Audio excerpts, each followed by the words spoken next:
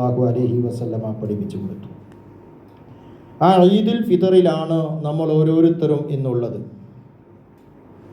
ഈ ഈദുൽ ഫിത്തർ ആഘോഷിക്കുമ്പോൾ രണ്ട് ആശങ്കകൾ അല്ലെങ്കിൽ രണ്ട് ഭയപ്പാടുകൾ വിശ്വാസികളുടെ മനസ്സിനെ വേട്ടയാടിക്കൊണ്ട് ഇരിക്കേണ്ടതുണ്ട്. അത് ഒന്ന്, ഈ കഴിഞ്ഞ 29 ദിവസം നമ്മളൊരുപാട് കർമ്മങ്ങൾ ചെയ്തു കൂട്ടിയിട്ടുണ്ട്. 29 ദിവസം നമ്മൾ വളരെ കഷ്ടപ്പെട്ടുകൊണ്ട് നോമ്പനുഷ്ഠിച്ചിട്ടുണ്ട്. തറാവീഹ് നമസ്കാരം നമ്മൾ നിർവഹിച്ചിട്ടുണ്ട്. ദാനധർമ്മങ്ങൾ നമ്മൾ കൊടുത്തിട്ടുണ്ട്. സകാത്തുകൾ നമ്മൾ വിതരണം ചെയ്ത് കൊടുത്തിട്ടുണ്ട്. അദ്കാറുകൾ ദിക്റുകൾ ഒരുപാട് നമ്മൾ ചൊല്ലിയിട്ടുണ്ട്. ഖുർആൻ പാരായണം നമ്മൾ നടത്തിയിട്ടുണ്ട്. ഇങ്ങനെ ഒരുപാട് കർമ്മങ്ങൾ നമ്മുടെ ഈ 29 ദിവസം നമ്മൾ നിർവഹിച്ചിട്ടുണ്ട്. ഇതെല്ലാം അള്ളാഹു സ്വീകരിക്കുമോ, അള്ളാഹു സ്വീകരിച്ചിട്ടുണ്ടോ എന്നുള്ള ഒരാശങ്ക നമ്മെ വേട്ടയാടേണ്ടതുണ്ട്. മഹാനായ ഇബ്രാഹിം നബി അലൈഹിസ്സലാമും മകൻ ഇസ്മായിൽ അലൈഹിസ്സലാമും കൂടിയിട്ട് കഅബാലയത്തിൻ്റെ നിർമ്മാണം നടത്തുകയാണ്. അങ്ങനെ അത് നിർവഹിച്ചതിൻ്റെ ശേഷം അല്ലാഹു തആലയോട് പ്രാർത്ഥിക്കുന്നുണ്ട്, റബ്ബന തഖബ്ബൽ മിന്ന ഇന്നക അൻതസ് സമീഉൽ അലീം. നാഥ, ഞങ്ങളിൽ നിന്ന് ഇത് സ്വീകരിക്കണേ എന്ന്. ആ സംഭവം പരിശുദ്ധ ഖുർആൻ നമ്മളോട് പറഞ്ഞു തരുന്നുണ്ട്. എന്തിനാണത് പറയുന്നത്? നമ്മൾ എന്ത് സൽക്കർമ്മങ്ങൾ ചെയ്താലും നമ്മൾ അല്ലാഹുവിനോട് പറയണം, റബ്ബന തഖബ്ബൽ മിന്ന ഇന്നക അൻതസ് സമീഉൽ അലീം എന്ന്. നാഥ, നീ ഇത് സ്വീകരിക്കണേ എന്നതാണ് അതിൻ്റെ അർത്ഥം. നിങ്ങൾ നോക്ക്, നമ്മൾ പലർക്കും ഈദ് ആശംസകൾ നേർന്നിട്ടുണ്ട്. ഏത് രൂപത്തിലാണ് നമ്മൾ ഈ ഈദ് ആശംസകൾ നേരുന്നത്? റബ്ബന തഖബ്ബൽ അല്ലാഹു മിന്നാ വമിൻകും. അല്ലാഹു നമ്മളിൽ നിന്നും നിങ്ങളിൽ നിന്നും സ്വീകരിക്കുമാറാകട്ടെ എന്ന്. ഇങ്ങനെയാണ് നമ്മൾ ഈദ് ആശംസകൾ നേരുന്നത്. നമ്മൾ 29 ദിവസത്തെ കർമ്മങ്ങൾ സ്വീകരിച്ചിട്ടുണ്ടോ, അള്ളാഹു അത് സ്വീകരിച്ചിട്ടുണ്ടോ, അതിന് അള്ളാഹു നമുക്ക് പ്രതിഫലം നൽകുമോ എന്ന് നമ്മൾ ആശങ്കപ്പെടേണ്ട അല്ലെങ്കിൽ ഭയപ്പെടേണ്ട ഒരു സമയത്ത്, ആ ഒരു ദിവസത്തിലാണ് നമ്മളുള്ളത്. രണ്ടാമത്, നാം ഒരുപാട് പരിശുദ്ധി ഈ റമദാനോടുകൂടി നേടിയെടുത്തിട്ടുണ്ട്. 29 ദിവസം മുമ്പുള്ള നമ്മളല്ല ഇന്ന് ഈ ഇരിക്കുന്ന നമ്മൾ.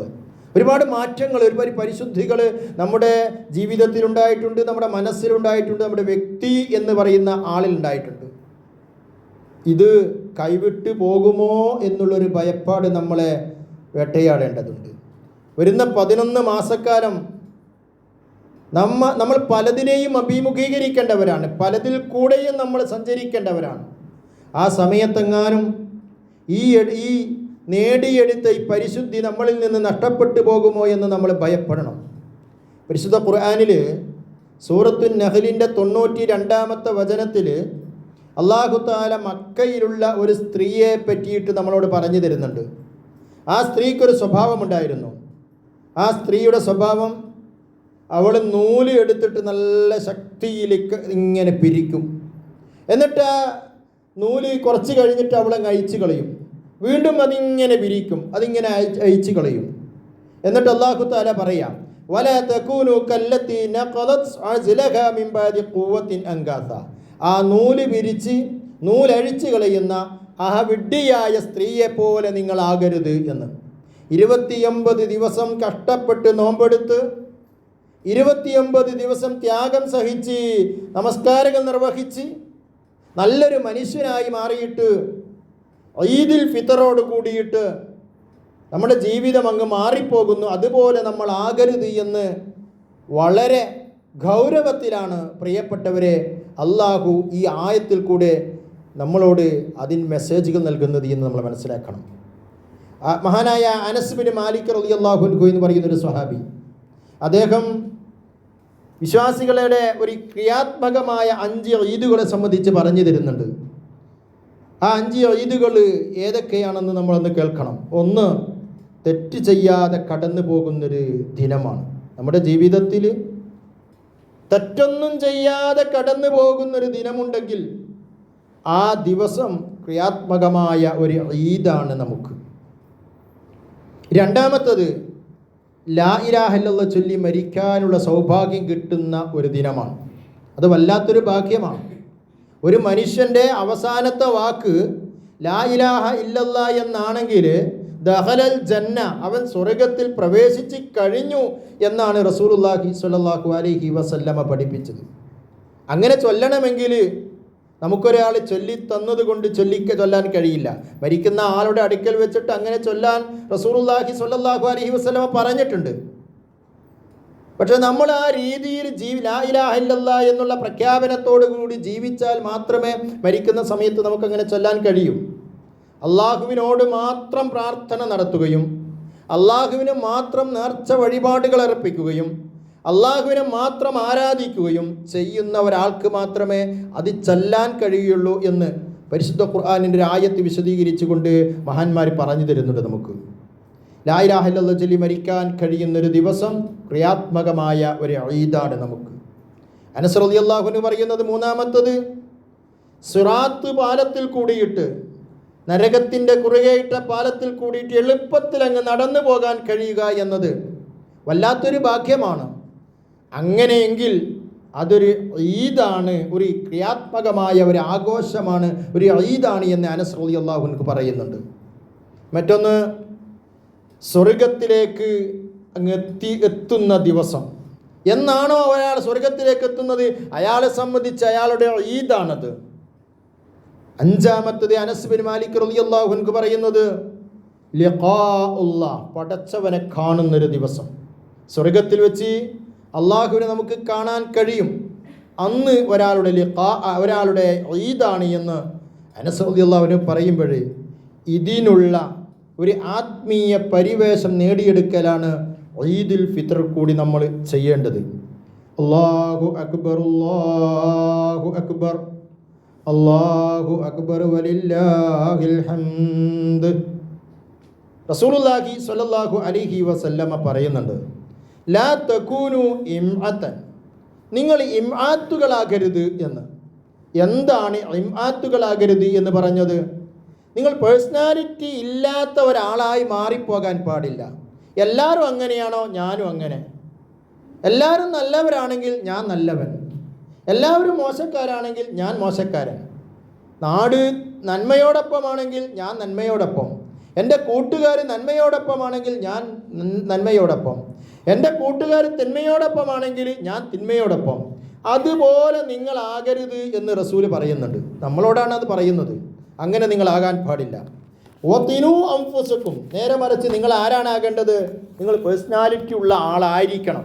എന്ന് പറഞ്ഞാൽ നിങ്ങൾ ആരെങ്ങനെയാണോ എന്നല്ല നിങ്ങൾ നോക്കേണ്ടത്, നിങ്ങൾ എങ്ങനെയാണ് എന്നാണ് നിങ്ങൾ നോക്കേണ്ടത്. റസൂലുള്ളാഹി സ്വല്ലല്ലാഹു അലൈഹി വസല്ലമയുടെ ചര്യ അനുസരിച്ചാണോ നമ്മൾ എന്നാണ് നമ്മൾ നോക്കേണ്ടത്.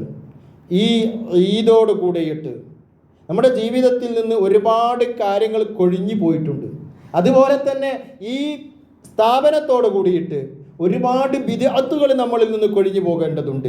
ഉദാഹരണമായി ഞാൻ പറയാം, നമ്മൾ കഴിഞ്ഞ പെരുന്നാൾക്കൊക്കെ തക്ബീറുകൾക്കിടയിൽ സുബ്ഹാനല്ലാഹി വൽഹംദുലില്ലാഹി വലാ ഇലാഹ ഇല്ലല്ലാഹു അല്ലാഹു അക്ബർ എന്ന് പറഞ്ഞവരായിരുന്നു. പക്ഷേ ഇന്ന് നമ്മളത് പറഞ്ഞിട്ടില്ല.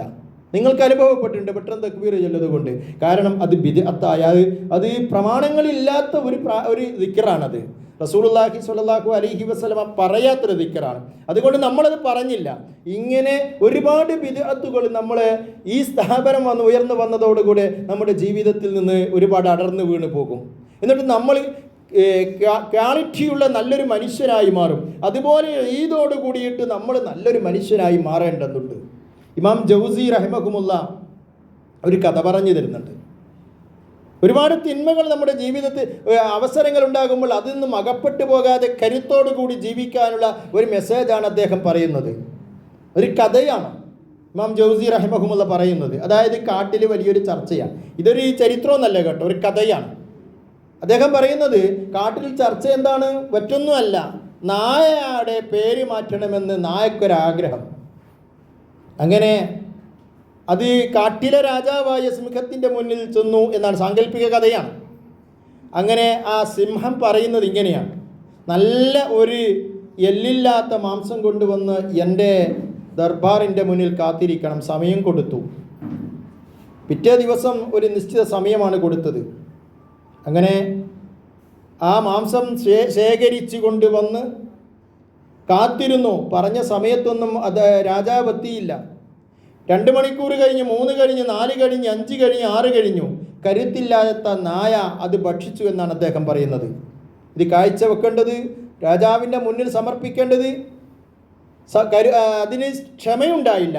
അതുപോലെ നിങ്ങളാകരുത് എന്നാണ് ഇമാം ജൗസി പറയുന്നത്. കരുത്ത് വേണം. തിന്മകൾ ഒരുപാടുണ്ടാകും, അരുതായ്മകൾ ഒരുപാടുണ്ടാകും, ബിദ്അത്തുകൾ ഒരുപാടുണ്ടാകും, ഖുറാഫാത്തുകൾ ഒരുപാടുണ്ടാകും. അതിനൊന്നും നമ്മൾ അകപ്പെട്ടു പോകരുത്. അതിലൊന്നും നമ്മൾ അതിൻ്റെ വാക്താക്കളായി മാറിപ്പോകാൻ പാടില്ല എന്നുള്ളൊരു വലിയൊരു സന്ദേശമാണ് ഇമാം ജൗസി റഹ്മഹുമുള്ള ഈ സംഭവത്തിൽ കൂടി നമുക്ക് പറഞ്ഞു തരുന്നത്. അതുകൊണ്ട് നമ്മൾ നല്ലൊരു മനുഷ്യനായി മാറണം ഈദുൽ ഫിത്തറോട് കൂടെ. സഹോദരങ്ങളെ, പരിശുദ്ധ ഖുർആനിലെ ഒരായത്ത്, വലാ തുബദ്ദിർ തബ്ദീറ ഇന്നൽ മുബദ്ദിരീന കാനൂ ഇഖ്വാന ശയാത്തീൻ. നമ്മൾ ഈദ് ആഘോഷിക്കുകയാണ്. ഇനി വരുന്ന 11 മാസക്കാലം ഒരുപാട് പ്ലാനിങ്ങുകൾ നമ്മുടെ ജീവിതത്തിൽ നമ്മൾ നടത്തും. അവിടെയൊക്കെ നമ്മൾ മനസ്സിൽ സേവ് ചെയ്ത് വെക്കേണ്ട ഒരു വചനമാണിത്. വലാ തുബദ്ദിർ തബ്ദീറ. നമ്മൾ ദുർവ്യായം നടത്താൻ പാടില്ല.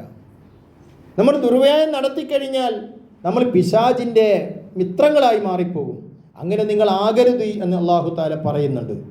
അതുകൊണ്ട് വളരെ ശ്രദ്ധിക്കേണ്ടതാണ്. നമ്മൾ ഇന്ന് വളരെ സന്തോഷത്തോടു കൂടി ഇവിടെ ഒരുമിച്ച് കൂടുമ്പോൾ നമ്മളെപ്പോലെ ഈദ് ആഘോഷിക്കേണ്ട, നമ്മളെ മക്കളെപ്പോലെ ഈദ് ആഘോഷിക്കേണ്ട ഒരു വിഭാഗം ജനങ്ങൾ ഫലസ്തീനിലുണ്ട്. അവിടെ ഈദിനെ സംബന്ധിച്ച് നിങ്ങളൊന്ന് ആലോചിച്ച് നോക്ക്. ലൈവായിട്ട് നമ്മൾ കാണുന്നതാണ്.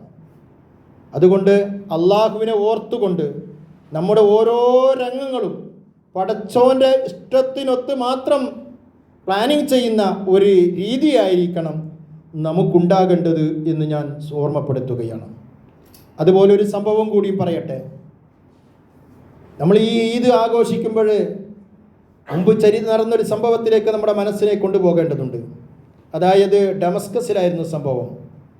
ഉമർ ബിൻ അബ്ദുൽ അസീസ് എന്ന് പറയുന്ന ഒരു മനുഷ്യനെ സംബന്ധിച്ച് കേൾക്കാത്തവർ എൻ്റെ മുന്നിലുണ്ട് എന്ന് ഞാൻ മനസ്സിലാക്കുന്നില്ല. ഉമർ ബിൻ അബ്ദുൽ അസീസ് റഹ്മഹുമുള്ള ഡമസ്കസിൻ്റെ ഗവർണറാണ്. അദ്ദേഹത്തിൻ്റെ മകന് പെരുന്നാൾ ദിനത്തിൽ പുതിയ ഉടുപ്പുകളില്ല, പുതിയ ചെരുപ്പില്ല. ഡമസ്കസിലെ ഗവർണറുടെ മകനാണിത്. ഉമ്മയോട് വന്ന് സങ്കടം പറയുന്നു, ഉമ്മ, എൻ്റെ സുഹൃത്തുക്കൾ നാളെ ഈദ്ഗാഹിലേക്ക് പോകുന്നുണ്ട്. അവർക്ക് പുതിയ പുതിയ ഡ്രസ്സുകളൊക്കെ ഉണ്ട്, ചെരുപ്പുണ്ട് പുതിയത്, പക്ഷേ എനിക്കതൊന്നുമില്ല എന്ന്. നിങ്ങൾ ആലോചിച്ച് നോക്ക്. അങ്ങനെ ഈ ഉമ്മ ഭർത്താവായ Umar bin Abdul Aziz duty കഴിഞ്ഞ് വീട്ടിലേക്ക് വന്നപ്പോൾ വിഷയം പറഞ്ഞു. അദ്ദേഹം പറയാ, ഫാത്തിമയാണ് ഭാര്യയുടെ പേര്. ഫാത്തിമ, അറിയോ വിഷയം? കഷ്ടപ്പാടിലാണല്ലോ നമ്മൾ. എൻ്റെ സാലറി കൊണ്ട് നമ്മുടെ നിത്യജീവിതം കഴിഞ്ഞുകൂടുമെന്നല്ലാതെ അതിലപ്പുറം ഒരു ഡ്രസ്സ് എടുത്തു കൊടുക്കാൻ എന്നെക്കൊണ്ട് കഴിയില്ല എന്ന് നിനക്കറിയില്ല എന്ന് തൻ്റെ ഭാര്യയോട് ചോദിച്ചപ്പോൾ പരസ്പരം മുഖത്തോട് മുഖം നോക്കി കരയുകയല്ലാതെ ആ ഉമർ ബിൻ അബ്ദുൽ അസീസ് എന്ന് പറഞ്ഞ വലിയ മനുഷ്യന് കഴിഞ്ഞില്ല. അദ്ദേഹത്തിൻ്റെ ഭാര്യയ്ക്കും കഴിഞ്ഞില്ല. നമ്മളൊന്ന് ആലോചിച്ച് നോക്ക് നമ്മുടെ അവസ്ഥ. നമുക്ക് അങ്ങനെയൊന്നുമില്ല. അവസാനം എന്ത് ചെയ്തെന്നറിയോ? ഒരു വെള്ള പേപ്പർ എടുത്ത് ബൈത്തുൽ മാലിലേക്ക് ഒരു കത്ത് എഴുതുന്നു. ഗവർണർ, അടുത്ത മാസത്തെ സാലറി കൂടി എനിക്ക് ലോണായിട്ട് തരണമെന്ന്. ഈ കത്ത് കിട്ടിയപ്പോൾ തൻ്റെ ഖജനാവ് കൈകാര്യം ചെയ്യുന്ന ആ ഉദ്യോഗസ്ഥൻ തിരിച്ചൊരു ചോദ്യം ചോദിക്കുന്നുണ്ട്. അടുത്ത കൊല്ലം നിങ്ങൾ ഉണ്ടാകുമെന്നതിന് എന്ത് ഗ്യാരണ്ടിയാണുള്ളത്? അടുത്ത മാസം നിങ്ങൾ ഉണ്ടാകുമെന്നതിന് എന്ത് ഗ്യാരണ്ടിയാണുള്ളത്? ആ ഗ്യാരണ്ടി നിങ്ങൾക്ക് തരാൻ കഴിയുമോ? എങ്കിൽ ഞാൻ നിങ്ങൾക്ക് ലോൺ അനുവദിക്കാമെന്ന് പറഞ്ഞു ഗവർണറോട്. അത് വേണ്ട എന്ന് തീരുമാനിച്ചു. പഴയ ഡ്രസ്സ് ഇട്ടുകൊണ്ട് ആ കുട്ടിയെയും കൂട്ടി ആ 2 ദമ്പതികൾ, ആ ഡമസ്കസിൻ്റെ ഗവർണറും ഭാര്യയും ഈദ്ഗാഹിലേക്ക് പോയി ഈദ് ആഘോഷിച്ചെങ്കിൽ പ്രിയപ്പെട്ടവരെ, അങ്ങനത്തെ ഒരു അവസ്ഥയൊന്നും നമുക്ക് വന്നിട്ടില്ല. പക്ഷെ നമ്മൾ ആലോചിക്കേണ്ടത്, നമ്മുടെ ഈദോടനുബന്ധിച്ച് നമ്മൾ ഒരുപാട് പ്ലാനിങ്ങുകൾ നടത്തിയിട്ടുണ്ട്. നമുക്ക് ടൂറ് പോകണം, നമ്മുടെ വീട്ടിൽ ഭക്ഷണങ്ങളുണ്ട്, ഇങ്ങനെ പലതും നമ്മൾ പ്ലാനിങ് നടത്തിയിട്ടുണ്ട്. പക്ഷെ അവിടെയെല്ലാം നമ്മൾ ആലോചിക്കേണ്ടത് വലാ തുബദ്ദിർ തബ്ദീറ, പരിധി വിട്ടു പോകാൻ പാടില്ല. പരിധിക്കപ്പുറത്തേക്കാകാൻ പാടില്ല. നമ്മൾ അള്ളാഹുവിൻ്റെ ഒരു ഹിമയ്ക്ക് അഥവാ ഒരു രേഖയ്ക്കിപ്പുറത്താണുള്ളത്. അപ്പുറത്തേക്ക് നമ്മൾ ഒരു രംഗത്തും നമ്മൾ കടന്നു പോകാൻ പാടില്ല. ഈ ഒരു പ്രതിജ്ഞയോട് കൂടിയായിരിക്കണം നമ്മൾ ഇവിടെ വെച്ച് ഈ പള്ളിയിൽ നിന്ന് പുറത്തു പോകുന്നത്, ഈ പ്രയർ ഹാളിൽ നിന്ന് നമ്മൾ പുറത്തു പോകുന്നത്. അങ്ങനെ ആയിരിക്കണം. അള്ളാഹു അനുഗ്രഹിക്കുമാറാകട്ടെ. അർഹമുർ റാഹിമീനായ അൽ മലിക്കുൽ ജബ്ബാറായ നാഥ, ഞങ്ങളിൽ നിന്നും കുടുംബത്തിൽ നിന്നും സംഭവിച്ചു